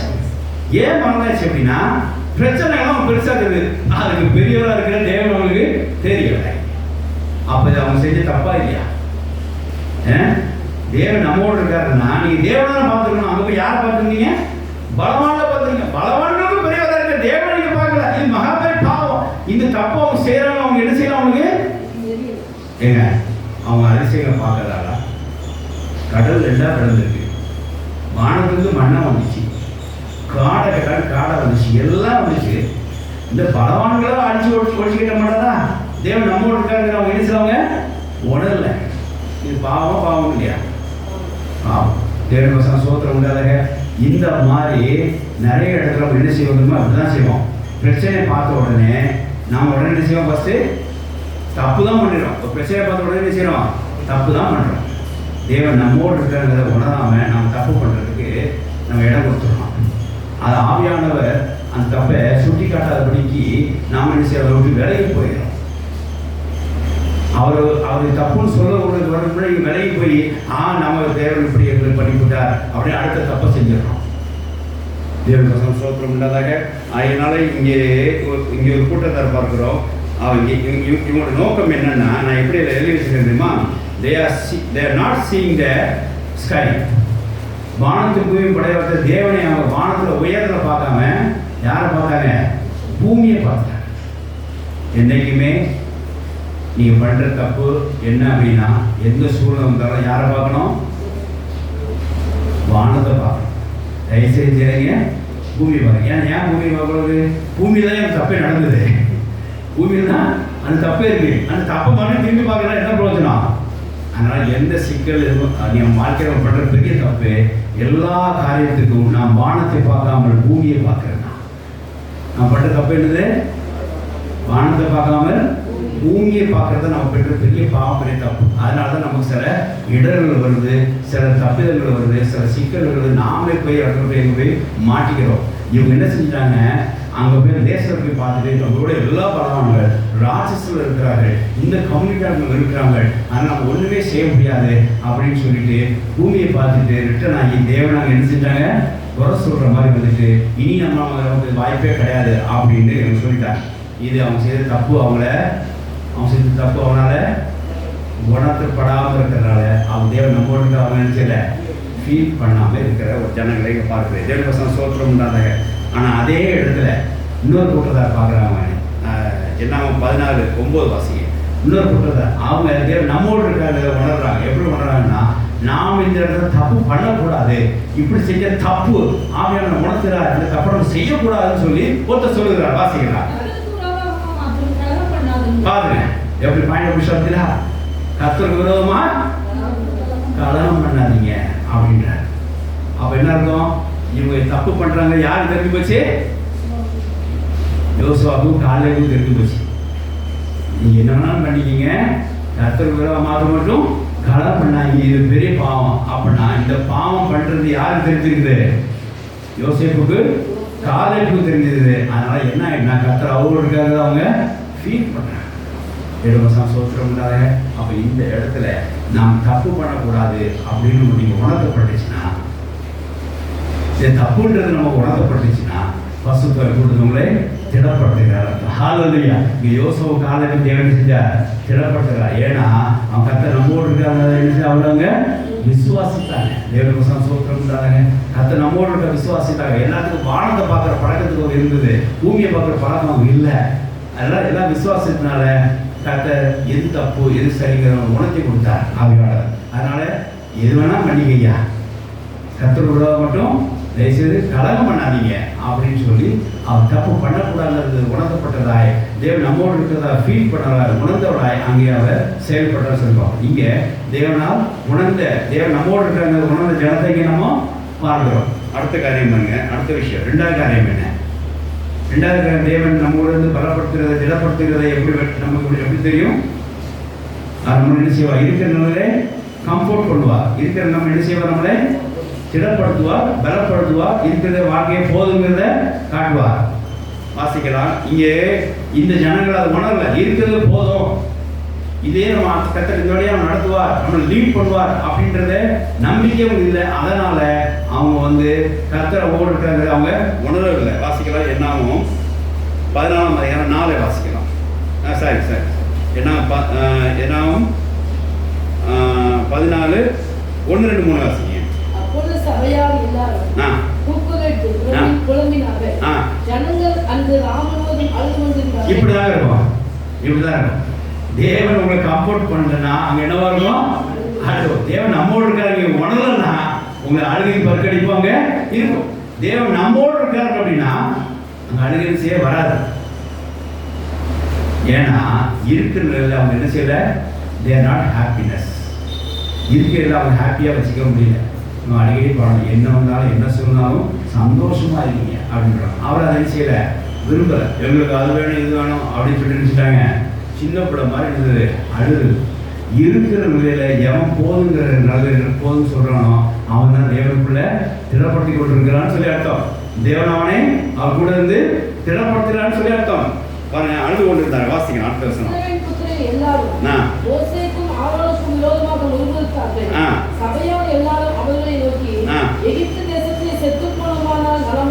பாருங்க, அவங்களுக்கு நலம் எதுன்னு தோணுது? இப்ப கர்த்தர் கூட்டு வந்து ஒரு தேசத்துல கண்ட காமிச்சாரு பாருங்க, அது நலம் தோணல. அங்க போய் என்ன செய்யணும்? உயிர் வாழணும்னு தோணல. அங்க போய் நம்ம சாவணும். எப்படி பாருங்க, இதெல்லாம் தேவன் நம்மோடு இருக்கிறாங்கிறத உணராத ஜனங்கள், இருக்கிற நிலையில இருந்து தக்க வைக்க முடியாத ஜனங்கள். அதான் தேவன் நம்மோடு இருக்க உணராத ஜனங்களை இந்த மாதிரி போகணும். இருக்கிற நிலையில செய்வாங்க, உடச்சி சின்ன குணமாக்கிடுவாங்க. நமக்கு இவ்வளோ கிடைக்கல, அட்லீஸ்ட் இதுவா போதுமே அப்படின்னு நினைக்க மாட்டாங்க. கர்த்தர் எனக்கு ஆரம்பத்தில் சொன்னது தான். நாங்கள் ஒரு ஆள் கூட வரல. நான் சர்ச்சை ஆரம்பிச்சும் போது ஒரு ஆள் கூட வரல. எங்கள் ஃபேமிலி மக்கள் தான். நாங்கள் 5 பேர் வருவோம், எங்கள் அம்மாவோட சேர்த்து வருவோம். வந்து என்ன ஒரு 7-8 பாட்டு போடுவோம். பாட்டு ஆரம்பம் எவ்வளோ இருக்கும்? நம்ம 3ஓடு 8 பாட்டிக்கல, அப்புறம் 7-8 பாட்டு போடுவோம். யார் கேட்க போகிறா? பாட்டு போட எங்களுக்கு வாய் கலந்து போகிற வரைக்கும் பாடுவோம். எல்லாம் பண்ணிட்டு அப்படியே கிட்டத்தட்ட எனக்கு கால்களுக்கு ஆரம்பிக்கிட்டேன். நானே கழுவி கொண்டு நானே மனைவியுமே எங்கள் அம்மாவுக்காவது மாதம் பற்றி அவங்க கழுவிப்பாங்க. எனக்கு ஆள் நானே பகவதி கழுவிட்டேன். இப்படி தான் ஒரு 3 மாதமாக செயல்பட்டு இருந்தோம். கர்த்தர் ஆரம்பத்தில் 1 மாதம் ஆனால் அண்டவே காலோட ஆளுகையே இப்படி போய் ஆரம்பிச்சிருக்கேன், நான் என்ன செய்கிறது என்று சொல்லி கேட்குறேன். கர்த்தர் சொன்ன வார்த்தை, நீ இருக்கிறது போதுங்கிறது நினை. இருக்கிறது நீ திருப்தியா? நான் உன்னை கன்ஃபார்ம் பண்ணுறேன், நான் உன்னை திடப்படுத்துறேன், இதில் உனக்கு திருப்தி படுறேன்னு சொல்லி அந்த 3 மாதங்களும் அருமையாக செய்தி கொடுப்பார். இங்கே என்னமோ 100 பேர் இருக்கிற மாதிரி எங்கள் செய்தி வந்து கொண்டிருக்கிறோம். எல்லாரும் திருப்தியான மாதிரி செய்தி கொண்டிருக்கிறோம். அப்படி ஒரு 3 மாதம் இருந்தோம். கர்த்தர் அந்த நிலையை என்ன செஞ்சார்? எங்களை திடப்படுத்தினார். ஹல்லேலூயா. இந்த வார்த்தை நான் சொல்லியிருந்தா என்ன ஆயிருக்கும்? அந்த நேரத்தில் நான் அந்த வார்த்தை சொல்லியிருந்தேன், நாங்கள் அங்கேயே இருந்துக்கலாமே, நாங்கள் அப்படியே அங்கேயே போயிருக்கலாமே, அங்கேயே செத்து போயிருக்கலாம் அப்படின்னு சொன்னால் என்ன ஆயிருக்கிறோம்? கர்த்தர் நம்மோடு இருக்கிறத நான் உணர ஆளாக இருந்திருப்பேன். ஹல்லேலூயா. ஆனால் கர்த்தர் நம்மோடு இருக்கிற உணர்ந்தேன். எப்படின்னா இருக்கிற நிலையில் 100 பேர் இருக்கிற மாதிரி நான் பிரசங்கம் பண்ணுறது, 100 பேர் இருக்கிற மாதிரி ஒரு 7 பாட்டு பாடுறது. இப்படி நான் கர்த்தரை நிறைய திருப்தி நிலை கொண்டு வந்தார். 4ஆம் மாதத்திலே எங்களுக்கு காதுகள் முடியாத ஆட்களும் மற்ற எல்லாத்தையும் கர்த்தரை ஒவ்வொருத்தராக எங்களை கூட்டி கொண்டிருந்தார். தேவன் சொல்றாங்க, முதல்ல நீங்க இருக்கிற நிலையில கம்ஃபோர்ட் ஆக பாருங்க. அதுதான் தேவன் திடப்படுத்துற விதம். கர்த்தர் அப்பதான் திடப்படுத்துவார். ஆனா இங்க எகிப்து ஜனங்க, இங்க இஸ்ரேல் ஜனங்க என்ன பண்ணாங்க? இருக்கிற நிலையை திருப்திப்படுத்தாம அவர் எவ்வளவு அதிகம் சொல்லி கொண்டு வந்திருக்காரு, அதை திருப்திப்படுத்தாம கானான் தேசம் கொண்டு வந்திருக்காரு, அதுக்குள்ள போய் நம்ம ஏதாவது பண்ணுவேன் அந்த நிலையே அவங்களுக்கு இல்லை. இருக்கிறத குறை சொல்றதுதான் அவங்களுக்கு தோணுச்சு. பாருங்க, மோசேக்கு எதிராகவும் ஆரோனுக்கு எதிராக என்ன செஞ்சாங்க? கொடுத்தாங்க. அங்க போய் செத்தா நல்லமா இருக்கும் ஐயா, இங்க கூட்டு விட்டான்னு சொல்லி இருக்கிற நிலையை அவங்க ஏற்றுக்கொள்ளாத ஒரு நிலையாக இருந்தாங்க. அப்போ தேவன் நம்மோடு இருக்கிற அவங்க என்ன செஞ்சாங்க? உணராத ஒரு நிலை. வாசிக்கணும். நாங்கள் பட்டயத்தால் மடியும் படிக்கும், எங்கள் பெண்காலையும் பிள்ளைகளும் கொள்ளையாக படிக்கும். கர்த்தர் எங்களை இந்த தேசத்துக்கு கொண்டு வந்தது என்ன? பாருங்க, இங்க கொண்டு வந்தாச்சு.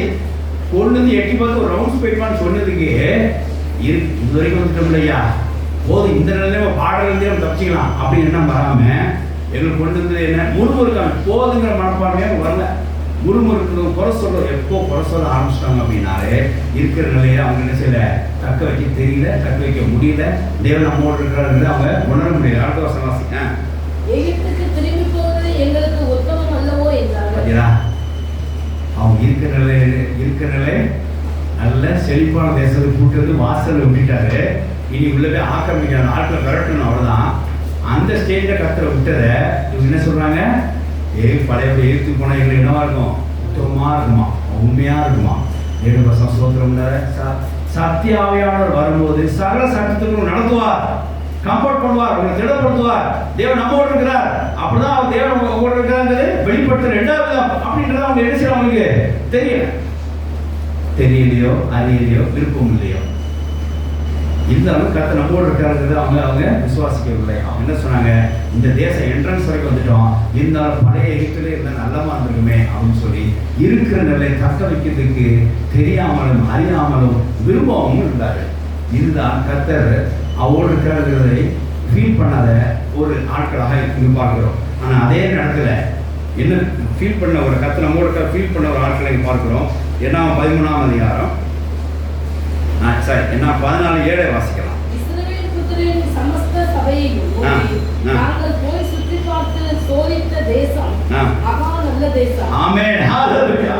இந்த வார்த்தையை கம்பேர் பண்ணி பாருங்க. இவங்க சொன்னது என்ன சொன்னாங்க, இங்க இந்த தேசத்துக்கு எங்களை கர்த்தர் கொண்டு வந்தது என்ன அப்படின்னா, அவர் என்ன சொல்றாரு, இந்த தேசம் மகா நல்ல தேசம் இருக்கிற. ஐயோ, அங்க அந்த ஆட்கள் பாடுபட்டதுக்கு இங்க போய் பாரோட்டமே நாங்கள் பாடுபட்டதுக்கு இந்த தேசம் ரொம்ப நல்ல தேசம் ஐயா. இந்த நிலையை ஒரு வாசம் வரைக்கும் கொண்டு, ஆனால் இங்கேயே எங்கள் காலத்தை கழிச்சுக்கிறோம், இங்கேயே கத்தனை திருத்து கொண்டு கத்த நம்மோடு இருக்கிறார் அப்படின்றத அவங்க ஃபீல் பண்ற ஒரு காரியமா இருந்துச்சு.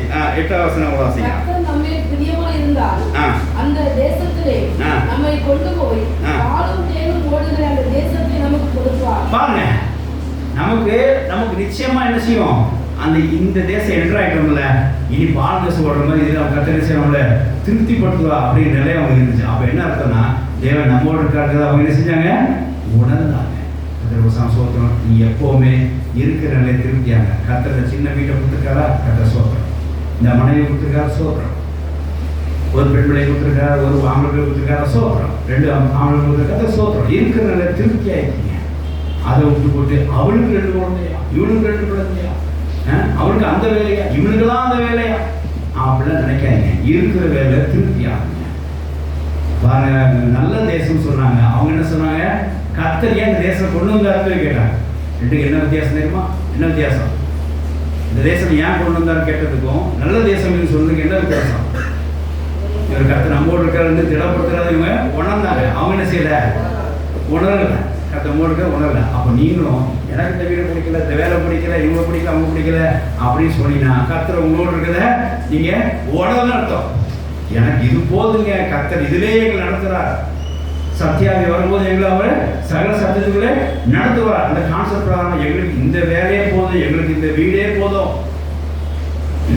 இது சகல சத்தியத்துக்குள்ளே நடத்துவார், எங்களை நாங்கள் திருப்தியாவே அப்படின்ற ஆட்கள் தான் கர்த்தர் நம்மோடு இருக்கிறது அர்த்தம்.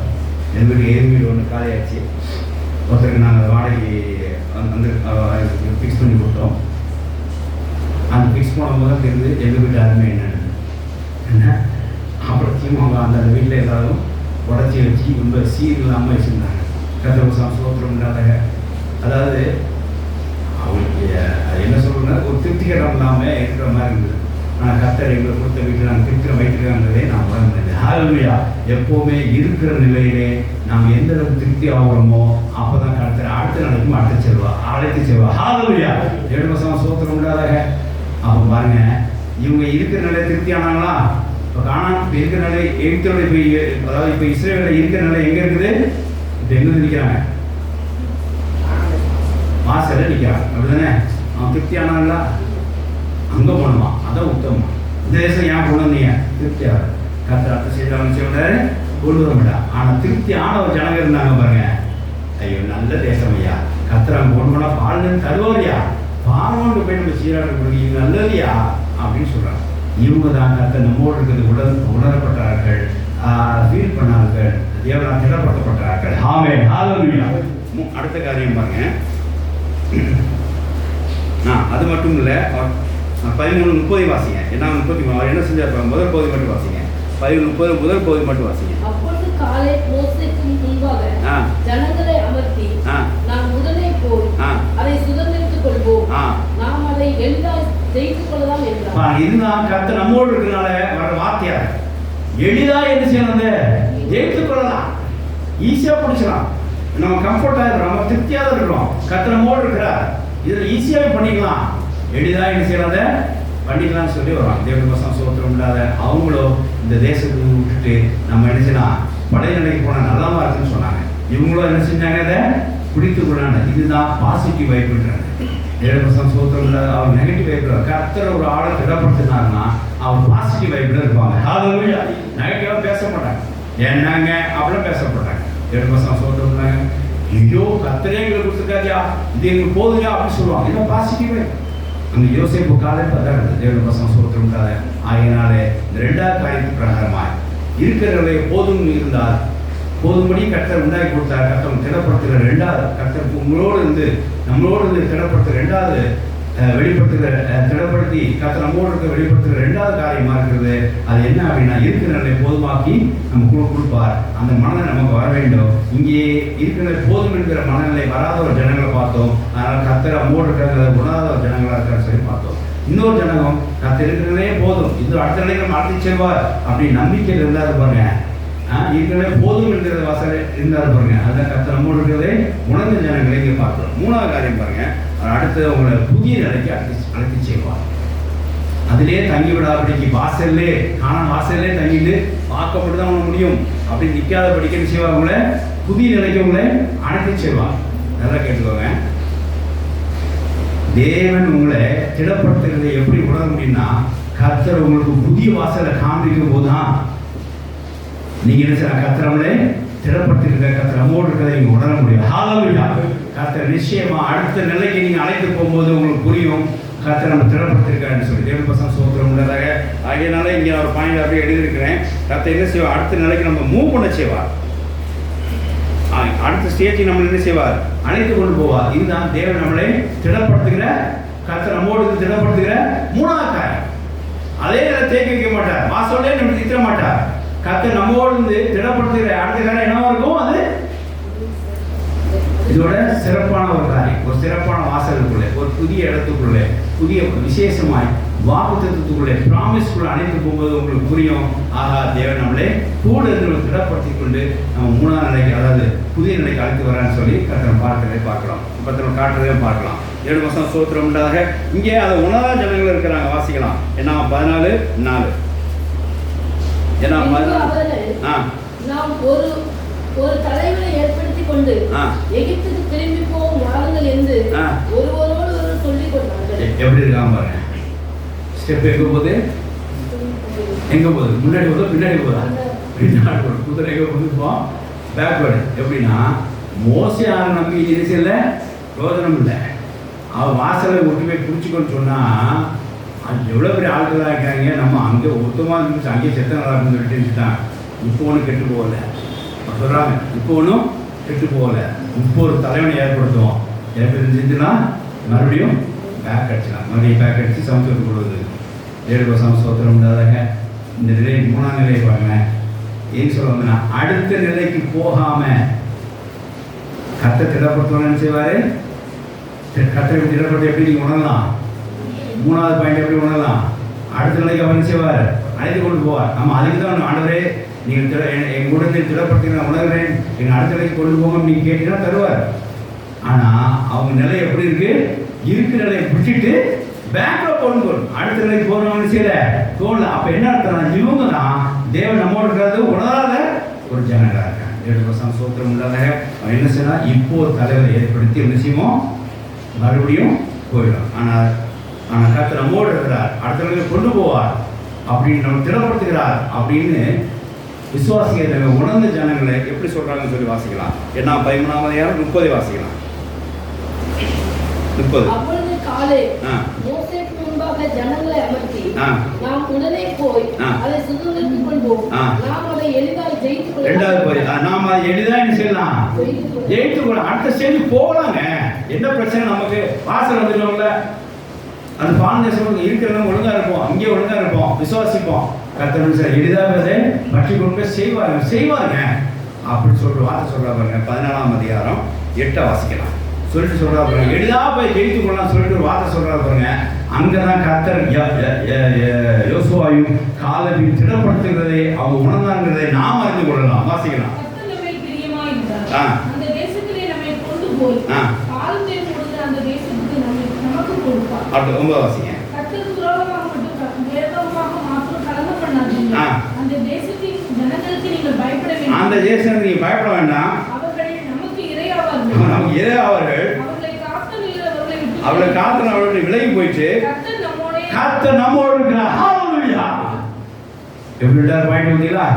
இப்போ தெரியுதா எந்த ஜனங்கள் கர்த்தர் நம்மோடு இருக்காருன்னு உணர்ந்தாருன்னு. இப்போ புரியுதா அந்த பேசேஜ் ஏன் நம்ம எடுத்தோன்னு, இந்த பகுதியை நம்ம தேர்ந்தெடுத்துக்கணும் தெரியுமா? ஆவியான ஏன் காட்டிருக்காரு தெரியுமா? அந்த இடத்துல கர்த்தர் நம்மோடு இருக்கிறாங்கிறத உணர்ந்த ஜனங்கள் இருக்காங்க, கர்த்தர் நம்மோடு இருக்காங்கிறத உணராத ஜனங்கள் இருக்காங்கிறத நம்ம காட்டுறாரு. எப்படி காட்டுறாருன்னா, இந்த தேசம் நமக்கு வேண்டாம்னு சொல்லி இருக்கிற நிலையை விட்டு விடுற ஒரு ஜனங்களை பார்க்குறோம். அடுத்தது முதலாவது தான் செய்து பாவம்னு அறியாமே மோசை விடாமல் தேவ விடாமல் கலங்கம் பண்ணுறது பாவம் கொண்டிருக்க உணர்த்தப்படாத ஒரு ஜனங்களை பார்க்குறோம். இந்த தேசம் வேண்டாம் பழைய தேசத்துக்கு போவோம்னு சொல்லி இருக்கிற ஒரு ஜனங்களை பார்க்குறோம். மூணாவது நம்ம பழையபடி ஒரு ஆளை வச்சுக்கிட்டு பேக்வேர்டில் போயிடலாம், பின்னாடி போயிடலாம் அன்பாக. இந்த மூணு ஆட்டிடியூடும் என்ன ஆட்டிடியூட் அப்படின்னா, தேவன் நம்மோடு இருக்கிறது உணராத ஜனங்கள். அதே தேவன் நம்மோடு உணர்ந்த ஜனங்கள் எப்படி அப்படின்னா, ஐயோ அவருக்கு விரோதமாக பாவம் பண்ணிடாதீங்க, தயவுசெய்து கலந்து பண்ணிடாதீங்க, விரோதமாக பேசுறாதீங்க அப்படின்னு தப்ப உணர்ந்த ஆட்கள் அங்கே இருக்கிறாங்க. அடுத்தது இந்த கூட்டு வந்துட்டாரு, வாசலுக்கு வந்துட்டாரு, ஐயா இது நமக்கு போதுமே, இன்னும் கத்த நினைச்சானா பாட்டு சொல்லி கொடுப்பாரு அப்படின்னு இருக்கிற நிலையை தக்க வைத்துக் கொள்ள முடியாது திருப்தியாவுடைய ஒரு நிலையில இந்த ஒரு ஜனங்களை பார்க்கிறோம். மூணாவது எளிதாக மூணாவது ஸ்டேஜுக்கு நினைச்சிருவாரு எடுத்துட்டு வந்துடும் சோதனைத்துக் கொள்வோம் ஐயா கத்திரம் போட்டிருக்கிறார் அப்படிங்கிறத சொன்னார். ஹalleluya. வாசகன் இதுதான் தேவன் நம்ம கூட இருந்து நம்ம கூட இருக்கிறத உணர்த்தப்பட்ட ஜனங்கள், உணர்ந்த ஜனங்கள். வாசிகள் வாசிக்க முடியாத தேவன் நம்மோடு இருக்கிறாருங்கிறதை பயப்பட சொன்னார். பாருங்க, இந்த ஜனங்களுக்கு தான் அந்த புதிய வாசலை காண்பித்தார், இந்த ஜனங்களுக்கு தான் அந்த புதிய கேட்டை காண்பித்தார், இந்த ஜனங்களுக்கு தான் அந்த புதிய நிலையை, அடுத்த நிலையை, வளர் நிலையை, முற்போக்கு நிலையை காண்பித்தார், பிற்போக்கு நிலை அல்ல. தேவன் நம்மோடு இருக்கிறார், நம்மளை திடப்படுத்துவார்கிற எவன் விசுவாசிக்கிறானோ அவனுக்கு தான் அந்த மூணாவது நாம் இருக்கிறத வெளிப்படுத்தக்கூடிய மூணாவது காரியத்தை காண்பிக்கிறார். அது என்னன்னா அடுத்த ஸ்டேஜை காண்பிக்கிறார். அவசியம் 10.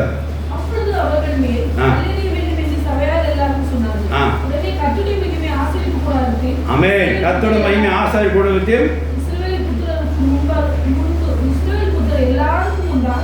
எல்லாருக்கும் முன்பாக காணப்பட்டது. ஹalleluya. என்ன செய்யுமா, தேவன் அங்க கடந்து இறங்கிட்டார்.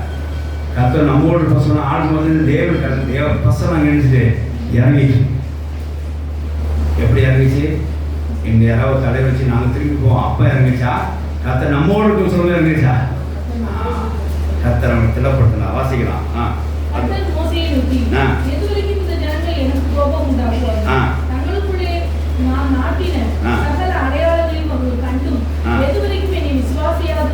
பாருங்க, 7% சோதரம்னா கோபம் ஊட்டி இந்த ஜனங்கள் உள்ள போக மாட்டாங்க. ஆனா கர்த்தர் நம்மோடு இருக்காது விசுவாச ஜனங்களை என்ன செய்வாங்களே மறுபடியும் பலப்படுத்தி திடப்படுத்தி எங்க கொடுப்போவேன், இங்க அழைத்து போவேன் என்று சொல்லி காலேபுக்கு விசேஷித்த ஆவி இருந்தது என்று சொல்லி பார்க்கிறோம். 24 வாசிங்க. என்னுடைய தாசனாகிய காலேபு வேற ஆவி உடையவனாய் இருக்கிறபடியால் உத்தமமாய் என்னை பின்பற்றி வந்தபடி 14 சேர்த்து வாசிங்க. அவர்கள் பிதாக்களுக்கு நான் ஆணையிட்டு கொடுத்த தேசத்தை காண மாட்டார்கள், எனக்கு கோபம் உண்டாக்கினவர்களில் ஒருவரும் காண மாட்டார். என்ன கர்த்தர் நம்மோடு இருக்காங்கிறதையும் அவங்க உணராத ஜனங்களுக்கு அவர் கோபம் கொண்டார். கர்த்தர் அந்த ஆசீர்வாதத்தை பெற்றுக் கொள்ள மாட்டான்னு சொல்லிட்டார். அடுத்தது என்னுடைய தாசனாகிய காலேபு வேற ஆவி உடையவனாய் இருக்கிறபடியால் உத்தமமாய் என்னை பின்பற்றி வந்தபடியால் அவன் போய் வந்த என் தாசனை காலைக்கு வேறு ஆவி உடனாக இருக்கு அப்படின்னாலும் உத்தமமாக என்னை பின்பற்றினாலும் அவன் போய் வந்த தேசத்திலே அவரை சேர பண்ணுவேன். அந்த சந்ததி அதை சொந்தத்துக் கொள்வார். ஆமென். ஹalleluya. கர்த்தர் நம்மோடு இருக்கிற விசுவாசிக்க தேவ ஜனங்களே, கர்த்தர் நம்மோடு நம்ம திடப்படுத்துவார்ங்கிற விசுவாசிக்க தேவ ஜனங்களே, அதுக்கு 3 விட காரியங்கள் உங்களுக்கு அறிகுறிய சிக்னேச்சர் உங்களுக்கு காட்டுறார். உங்க தப்பை உங்களுக்கு உணர்த்துவார், இருக்கும் நிலையை உங்களை திடப்படுத்தி பலப்படுத்துவார். 3வது அடுத்து என்ன செய்வீங்கிறதை காட்டுவார். ஹalleluya. இந்த 3 காரியத்தை கர்த்தர் செய்யும் போது கர்த்தர் நீங்க திடப்படுத்திக் கொண்டிருக்கிறார். கர்த்தர் உங்களோடு இருக்கிறத நீங்க ஃபீல் பண்ணுவீங்க, ஃபீல் பண்ண முடியாது செய்வார். ஆமென். ஹalleluya. ஆகையால் தேவ ஜனங்கள் எல்லா இடத்துலையும் கர்த்தர் நம்மோடு இருக்காருங்கிறத அறிக்கை பண்ணுங்க. கர்த்தர் நம்மோடு இருந்து செயல்படுறாங்கிறத உணருங்க. கர்த்தர் நம்மோடு இருந்து நம்ம பலப்படுத்துகிறார், இருக்கிற நிலை போதுங்கிற காட்டிக்கு செய்கிறான்னு சொல்லி உணருங்க. இப்படி செய்யும்போது கர்த்தர் உங்களை அடுத்த ஸ்டேஜ் அழைத்து கொண்டு போய் கர்த்தர் உங்களோடு இருக்கிறாருங்கிறதை அவர் உங்களுக்கு நிரூபித்து காட்டுவார். உங்களை அப்படியே உங்களை திடப்படுத்தணும்னு ஆசைப்பா. வாசித்து முடிக்கலாம். சங்கீதம் 68:9. சங்கீதம் 68:9.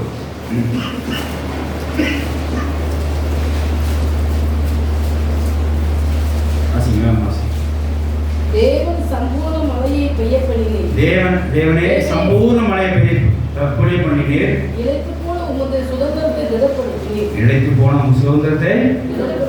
திடப்படுத்தினீர். ஆமென். ஹalleluya. நம்ம முதல்ல பார்த்தோம், நசல் கொண்ட ஆடு, சிதறி போன ஆடு, எல்லாத்தையும் கர்த்தர் என்ன செய்யறார்? என்ன செய்யறார்? இழைத்து போன காரியங்களா இருக்கிற ஆடுகளை கர்த்தர் செய்யறார், திடப்படுத்துகிறார். ஆமென். ஹalleluya. எல்லாத்தையும் கர்த்தர் அவன் எல்லாவற்றுக்குரிய கர்த்தர் கூட என்ன செய்யறார்? திடப்படுத்துகிற காரியத்தை நீங்க அறிந்து கொள்ளணும். அடுத்த வசனம் வாசிங்க. அதிலே 28 வாசிங்க. 68.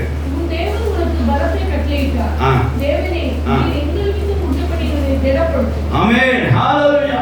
தேவனே நீ எங்க வித்தம் நீங்கள் உண்டு பண்ணியதை திடப்படுத்த. என்ன தெரியுமா? நீங்க இப்ப எங்களுக்காக கொடுத்ததை என்ன செய்யுங்க? திடப்படுத்துங்க. கர்த்தர் நமக்காக முடித்து கொடுத்திருக்கார். ஹalleluya. கர்த்தர் திடப்படுத்துவாராக. ஹalleluya. ஆண்டவரே எல்லாத்தையும் பலப்படுத்துகிறேன். எல்லா ஆட்டையும், தவறி போன ஆட்டையும், ஓடி போன ஆட்டையும், காணா போன ஆட்டையும், நசல் கொண்ட ஆட்டையும், காய்கிற ஆட்டையும் கர்த்தர் கூட்டு இருந்து திடப்படுத்துகிறேன். நீ அவரோடு இருக்கிறத காண்பிக்கிறேன். கொடுத்ததை நீங்க என்ன செய்ய மறுபடியும் திடப்படுத்தும். நீங்க உங்களுக்காக நீ நாட்டின் இந்த சுதந்திரத்தை திடப்படுத்தும். ஆமென். ஹalleluya. அப்படியே நம்ம கர்த்தர் நமக்கு கொடுத்துருக்க ஊழியை ஆசீர்வதிப்பார். கர்த்தர் கொடுத்திருந்த வேலையை ஆசீர்வதிப்பார். கர்த்தர் கொடுத்த குடும்பங்களை ஆசீர்வதிப்பாங்க. தேவன் நம்ம கூட இருந்து நம்மோட தொடர்ந்து இருந்து நம்மளை திடப்படுத்தி நம்ம ஆசீர்வதிப்பாங்க. ஆகிய நாம் செய்ய வேண்டிய காரியம், கர்த்தர் நம்மோடு இருக்கிறார், நம்மளை திடப்படுத்த தேவனாக இருக்கிறார், நம்மளை பலப்படுத்த தேவன் சொல்லி உணர்ந்து கொண்டு ஆண்டவரே நான் செய்த பாவங்களை எங்களுக்கு வெளிப்படுத்தும், எங்களுக்கு எல்லா நிலையிலும் நாம் திருப்தியாகக்கூடிய எங்களை பலப்படுத்துகிற எங்களுக்கு பலப்படுத்த எல்லா நிலையும் போதுங்கிற ஸ்டேஜில், அதாவது எங்கள் எல்லா ஸ்டேஜும், அதாவது எந்த சூழ்நிலை வந்தாலும் அந்த சூழ்நிலையை நாங்கள் போதுமாக இருக்க முடியாத ஒரு பெறப்படுத்துகிற ஒரு நிலையை எங்களுக்கு தந்துள்ளோம். அது மாத்திரமில்லை, எங்களுக்கு அடுத்த நிலைக்கு அழைத்து செல்லும். நீ எங்கோடு இருக்கிற விசுவாசிகள் மட்டும் நீங்கள் ஜெபம் பண்ணுங்க. கர்த்தர் அப்படியே உங்களை திக்கற்றொல்லாய் விடாதபடிக்கு, அழிந்து புத்திரிக்கிற ஆடாய் விடாதபடிக்கு, காணாமல் ஆடாய் உங்களை காணாதபடிக்கு உடனே என்ன செய்வார்? உங்களோட சேர்த்து அவங்க என்ன செய்வார்? கர்த்தர் கூட இருந்து நம்மோடு இருக்கிறதை அதை உங்களை திடப்படுத்தி வெளிப்படுத்துவார். எப்படின்னா, நீங்கள் எதனால காய்க்கு அப்போ உங்களுக்கு நடத்துவார், இருக்கிறவர்களை போதும்படியாக திருப்தியாக முடியாது செய்வார். 3வது அந்த நிலையை தங்கிவிடாதபடிக்கு புதிய நிலையை காட்டி நெக்ஸ்ட் அழைத்து கொண்டு உங்களை திடப்படுத்தி கர்த்தர் நம்மோடு இருக்கிறதாக வெளிப்படுத்துவார். ஆமென். ஹalleluya. ஆகையால் தொடர்ந்து கர்த்தராமே நம்ம பலப்படுத்துகிற தேவன், நம்ம திடப்படுத்துகிற தேவன் தொடர்ந்து நம்ம கொடுந்து நம்மளை திடப்படுத்தி நம்ம பாவங்களை உணர்த்தி நம்ம இருக்க ஸ்டேஜை ஸ்திரப்படுத்தி அதை பலப்படுத்தி ஆசீர்வதித்து அடுத்த ஸ்டேஜை அழைத்து கொண்டு புதிய ஆசீர்வாத தந்தனை தொடர்ந்து நம்ம ஆசீர்வதிப்பாங்க. கர்த்தர் இந்த வார்த்தைகளையும் ஆசீர்வதிப்பாங்க. ஆமென். ஹalleluya. ஹalleluya. நம்மளை அப்படி விட்டு நாம் நம்ம திடப்படுத்துகிற, நம்ம பலப்படுத்துகிற, நம்மோடு இருக்கிற தேவனை